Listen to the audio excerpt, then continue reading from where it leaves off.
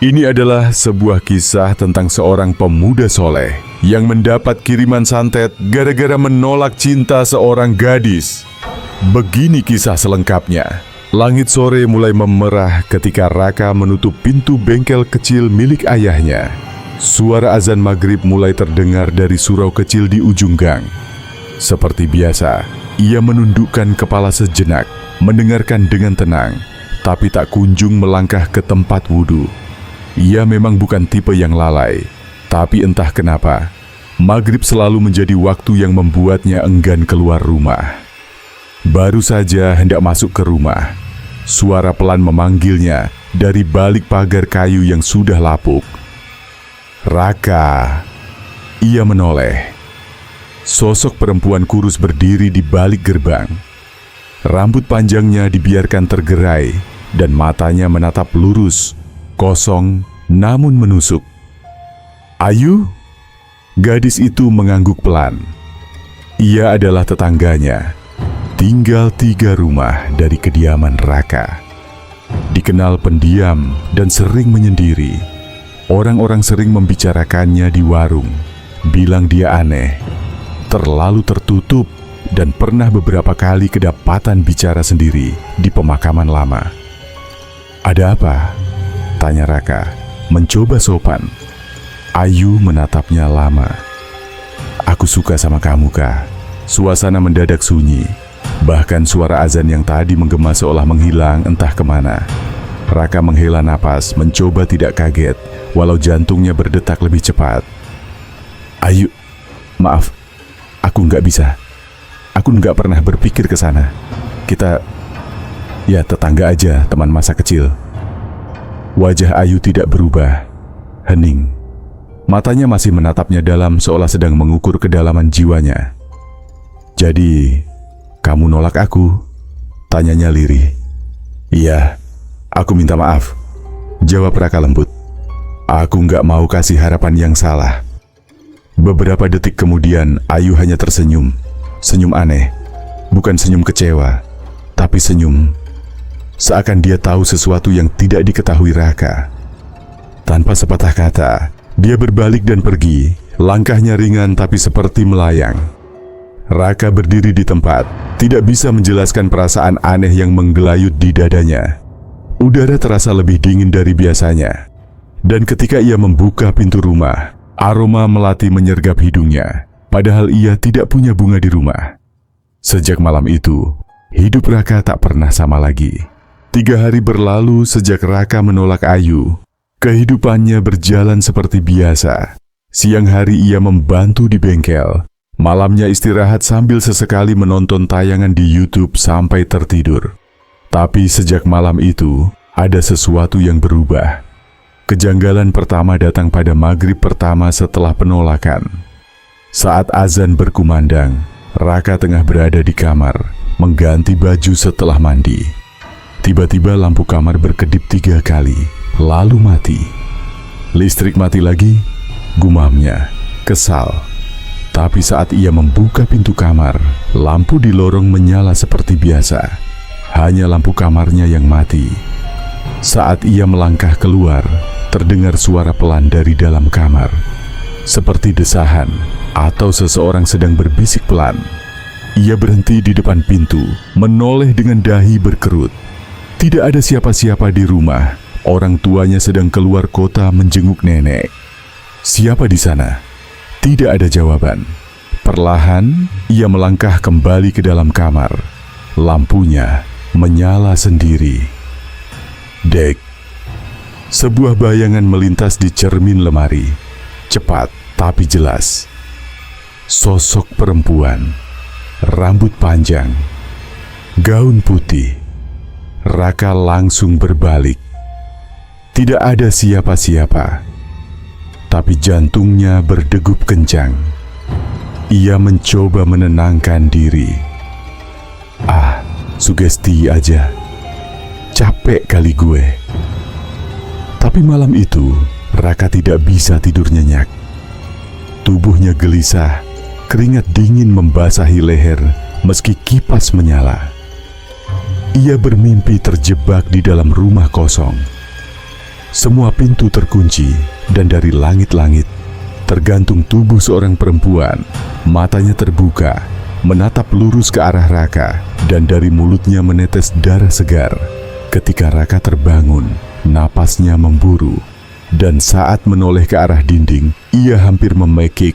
Ada jejak telapak tangan merah di tembok dekat pintu kamar. Ia menyalakan semua lampu, duduk diam di ruang tengah, menggigil tanpa tahu harus berbuat apa. Dan sejak malam itu, setiap menjelang maghrib, teror itu kembali. Sudah seminggu berlalu sejak malam pertama Raka melihat sosok perempuan di cermin. Dan kini, setiap azan maghrib berkumandang, jantungnya berdebar lebih cepat dari biasanya. Rumah yang tadinya terasa biasa, kini terasa dingin dan penuh tekanan. Dindingnya seperti menahan napas, dan lorong-lorongnya seperti mengintai. Sore itu, Raka memutuskan untuk memberanikan diri, menunggu maghrib di ruang tengah, sambil membaca-baca pesan zikir dari aplikasi di ponselnya. TV sengaja ia matikan. Ia ingin tahu, apakah semua ini hanya imajinasi, atau memang ada yang salah. Ketika suara azan berkumandang dari masjid depan gang, semua lampu di rumahnya langsung padam. Gelap, sunyi, dingin. Suara azan tetap terdengar dari luar, tapi di dalam rumah, udara terasa berat, seperti ada kabut tipis yang mengendap di lantai. Raka mencoba berdiri, tapi kakinya lemas. Dari langit-langit terdengar suara tetesan air. Tuk, tuk, tuk. Ia menatap ke atas, dek. Di langit-langit, tergantung sosok perempuan dengan rambut menjuntai panjang. Matanya melotot, tubuhnya berputar pelan seperti buah yang digantung. Lidahnya menjulur, dan darah segar mulai menetes dari sudut bibirnya, menetes ke lantai tepat di depan kaki Raka. Seketika perut Raka terasa mual. Ia jatuh berlutut, tubuhnya gemetar hebat. Lalu, blug! Ia memuntahkan darah, bukan sekali, tapi 3 kali. Darah kental berwarna merah tua, bau amisnya menyebar di ruangan. Raka menangis. Ia tak tahan lagi. Mulutnya bergetar membaca apapun yang ia ingat. Allahumma inni a'udzubika min. Tapi lidahnya terasa keluh. Sosok itu masih menggantung. Matanya kini menatap tajam padanya. Dan ia tersenyum. Malam itu, Raka tidur dengan tubuh lemah di lantai ruang tengah. Lampu baru menyala, kembali sekitar jam 2 pagi. Dan saat ia membuka mata, sosok itu sudah tak ada. Tapi jejak darah di lantai masih tertinggal. Paginya, ia pergi ke klinik. Tapi hasil pemeriksaan menyatakan ia sehat. Tidak ada infeksi, tidak ada luka, bahkan tekanan darahnya normal. "Apa kamu stres berat?" tanya perawat. Raka hanya mengangguk pelan. Ia tidak tahu bagaimana harus menjelaskan bahwa dirinya mungkin sedang disantet oleh gadis yang pernah ia tolak. Dan malamnya, semuanya kembali terulang. Raka tidak bisa menunggu lebih lama. Setiap maghrib menjadi siksaan. Sosok itu semakin nyata, semakin dekat. Kadang terdengar langkah kaki dari atap. Kadang terdengar suara perempuan menangis di kamar mandi. Padahal tidak ada siapa-siapa. Dan yang paling mengerikan, kadang terdengar suara napas seseorang dari balik bantalnya saat ia hendak tidur. Malam itu, Raka duduk sendirian di mushola kecil dekat rumah. Ia menggenggam tasbih tua milik almarhum kakeknya. Tubuhnya gemetar, bukan karena dingin, tapi karena ia merasa seseorang mengikutinya. "Kah?" Suara parau memanggil dari belakang.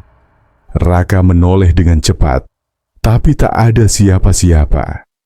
Ia segera bangkit, mengambil motor, dan meluncur ke rumah Ustaz Damar, seorang ustaz muda yang dikenal sering menangani gangguan jin dan ruqyah. Sesampainya di sana, ia langsung menyampaikan semuanya tentang mimpi, muntah darah, dan sosok perempuan yang menggantung di langit-langit. Ustaz Damar hanya mengangguk tenang, lalu berkata pelan, "Itu bukan mimpi, Raka. Itu bentuk gangguan nyata, dan kamu sedang berada di bawah pengaruh sihir pemikat santet." Deg! Kata itu menghantam Raka lebih keras daripada suara petir. Seseorang ingin mengikatmu lewat ilmu hitam. Lanjut Ustaz. Dan berdasarkan ceritamu, dia tidak menerima penolakan dengan ikhlas. Raka hanya bisa menunduk. Wajah Ayu terlintas di benaknya. Tatapan kosong itu dan senyuman aneh malam saat ia ditolak. "Kalau kamu siap, kita mulai ruqyah sekarang," kata Ustaz. Ustaz Damar mulai membaca ayat-ayat suci. Surah Al-Fatihah, Al-Baqarah, ayat kursi, dan ayat-ayat perlindungan lainnya. Baru 5 menit pembacaan berjalan, tubuh Raka mulai panas. Ia menggertakkan gigi, lalu mendesis seperti menahan sakit. "Tahan, Kak. Jangan lawan dengan marah. Tenangkan hati. Baca dalam hati, la ilaha illallah, terus." Tiba-tiba Raka berteriak, tubuhnya menegang. Dari mulutnya keluar busa, dan matanya memutih beberapa detik. Tapi Ustaz Damar terus melanjutkan, menempelkan tangannya di dada Raka. "Bismillah, dengan izin Allah, keluar kau, wahai makhluk yang diutus dari kebencian." Tiba-tiba terdengar suara keras dari atap rumah Ustaz. Brukek. Seolah ada sesuatu yang jatuh di atas genteng. Raka terbatuk, lalu terisak. Nafasnya mulai teratur kembali. Ia terkulai lemas, dan untuk pertama kalinya dalam seminggu tidak melihat apa-apa lagi. Tapi Ustaz Damar memperingatkan, ini belum selesai. Terornya akan mencoba kembali. Tapi kalau kamu istiqomah, kamu bisa menang. Mulai malam itu, Raka berkomitmen. Sholat 5 waktu tepat waktu. Membaca Al-Baqarah setiap 3 malam. Tidak meninggalkan zikir pagi dan petang. Tapi sosok itu belum menyerah. Meski sudah mulai rutin sholat dan membaca Al-Quran, malam-malam Raka masih jauh dari kata tenang, terutama setiap malam Jumat. Waktu itu, menjelang pukul 2 dini hari, Raka sedang tidur dengan murotal surah Al-Baqarah diputar dari ponselnya. Cahaya kecil dari lampu tidur membuat kamar terlihat tenang. Tapi tiba-tiba, murotal berhenti sendiri. Ponsel mati, layar gelap, dan udara berubah dingin, sangat dingin. Raka membuka mata dan langsung kaku. Ada nafas hangat di belakang lehernya. Ia bisa merasakannya jelas, mengalir lambat, pelan, seperti hembusan dari makhluk yang berdiri tepat di belakangnya. Tangannya gemetar. Bibirnya mulai membaca zikir dalam hati. La ilaha illallah. Tapi suara pelan terdengar dari belakang. "Kamu milikku." Tangan dingin menyentuh pundaknya. Raka menjerit dan langsung loncat dari tempat tidur. Ia mengambil botol kecil berisi air ruqyah yang diberikan Ustaz Damar dan menyiram ke arah tempat tidur.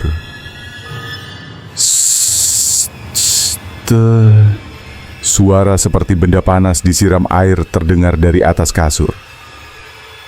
Uap putih mengepul sebentar. Lalu hening lagi.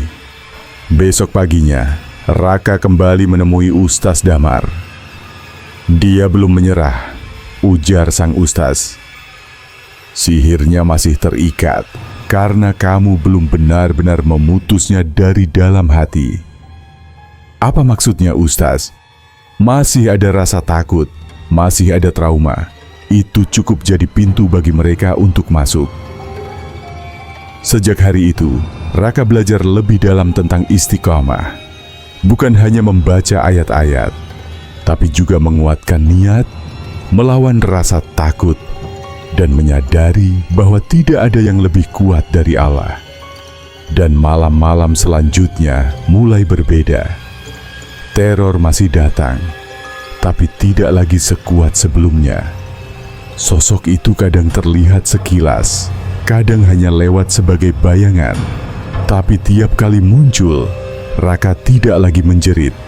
Ia berdiri, menatap lurus ke depan, dan melantunkan ayat kursi dengan mantap. Dan semakin kuat Raka berdiri, semakin lemah bayangan itu terlihat. Hingga malam saat petir menyambar datang. Malam itu hujan turun deras.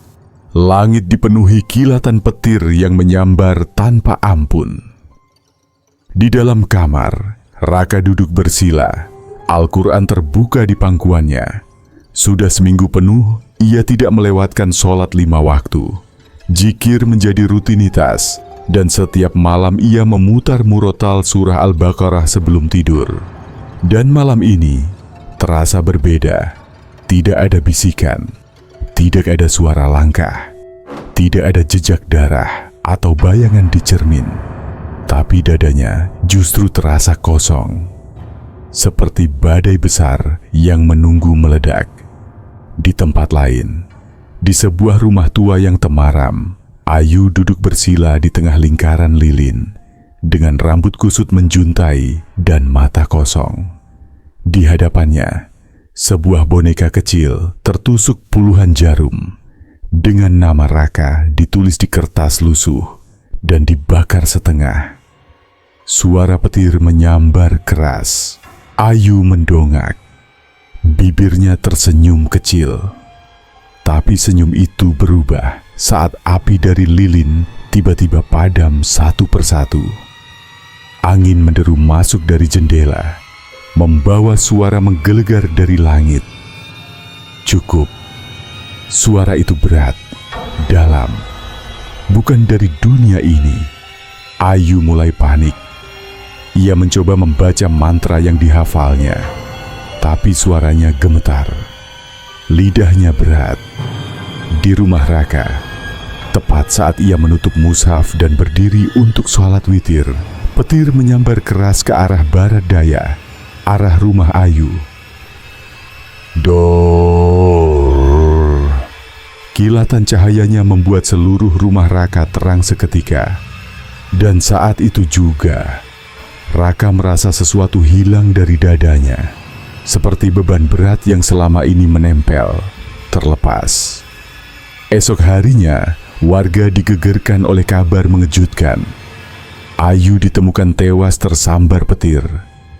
Tubuhnya terbakar sebagian, namun wajahnya yang membeku dalam ekspresi ngeri membuat siapapun yang melihatnya merasa merinding. Di tangannya masih tergenggam boneka kecil gosong. Di rumah Raka, suasana kembali normal. Tidak ada lagi bayangan, tidak ada bisikan, tidak ada darah. Namun di malam itu, saat ia memandang keluar jendela, melihat langit yang mulai bersih dari awan, Raka hanya bisa bergumam pelan, "Ya Allah, lindungi aku dari cinta yang salah arah dan dari hati yang tidak bisa menerima takdir." Sudah 2 bulan berlalu sejak petir itu menyambar langit dan mengakhiri teror yang membayangi hidup Raka. Rumahnya kini terasa damai. Ia mulai terbiasa bangun sebelum subuh, dan langit senja tak lagi membuat jantungnya berdegup kencang. Ia kembali bekerja di bengkel, membantu ayahnya, menyambut hari-hari dengan lebih ringan. Namun setiap maghrib tiba, Raka masih menatap langit sejenak. Bukan karena takut, tapi sebagai pengingat. Pengingat bahwa dunia ini menyimpan hal-hal yang tak kasat mata. Bahwa keputusasaan bisa membuat manusia menukar logika dengan kegelapan. Dan bahwa cinta, bila tak ditambatkan pada iman, bisa menjadi kutukan yang abadi. Warga desa perlahan melupakan kematian Ayu. Mereka menyebutnya kecelakaan, takdir, musibah alam. Tapi Raka tahu, dan hanya dia yang benar-benar tahu, bahwa itu adalah akhir dari sebuah cinta yang memaksa. Dan meski semuanya sudah berakhir, terkadang di sudut-sudut cermin saat ia menyisir rambut atau di pojok ruangan saat lampu remang menyala, ia masih merasa seolah ada mata yang mengawasinya. Diam, sunyi, menunggu. Tapi kini, Raka sudah tahu apa yang harus dilakukan. Bukan lari, bukan takut, tapi tetap berdiri teguh dalam cahaya.